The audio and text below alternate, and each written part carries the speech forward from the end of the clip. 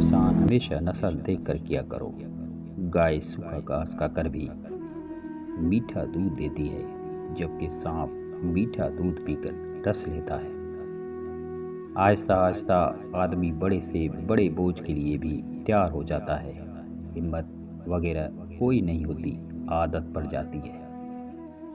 وہ تمام لوگ جو گرنے کے بعد پھر کھڑے ہو گئے، انہوں نے اپنے پاؤں نہیں، خیالات بدلے تھے۔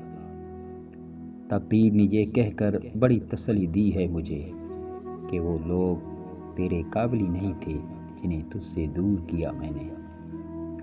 آپ کے ارد گرد کوئی مجبور، پریشان حال یا مصیبت زدہ ہے تو یہ مت سمجھیں کہ یہ اس کی آزمائش ہے، یہ آپ کی بھی آزمائش ہے۔ ایک سوچنے والے زندہ انسان کے خیالات میں تبدیلی ہوتی رہتی ہے۔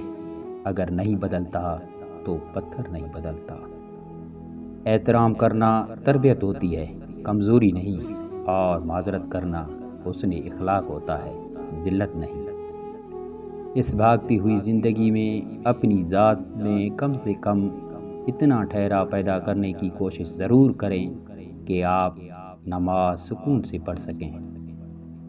دنیا میں اس سے بڑھ کر کوئی ایوارڈ نہیں ہو سکتا کہ لوگ آپ کی تربیت کی وجہ سے آپ کے والدین کو عزت اور آپ کو دعائیں دیں۔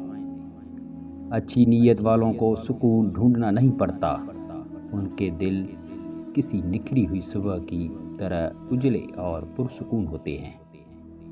جب انسان مر جاتا ہے تو اس کی کتاب بند ہو جاتی ہے۔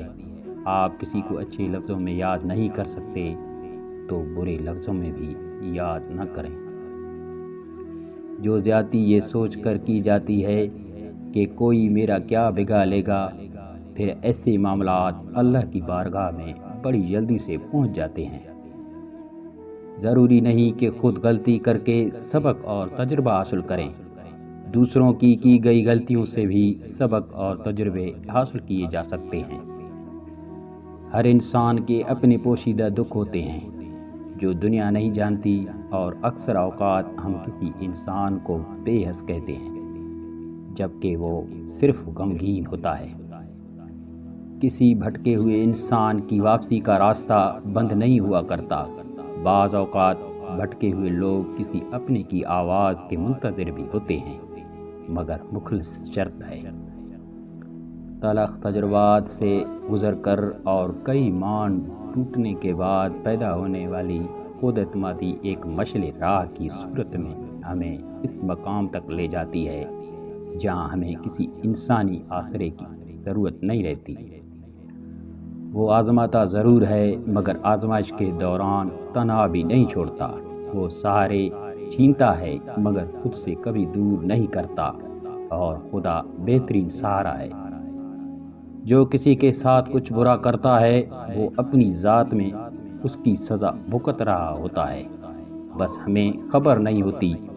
کوشش کریں کسی کے آنسوں کی وجہ آپ کا لہجہ یا رویہ نہ بنے، کیونکہ گناہوں میں سب سے بڑا گناہ کسی کی دل آزاری کرنا ہے۔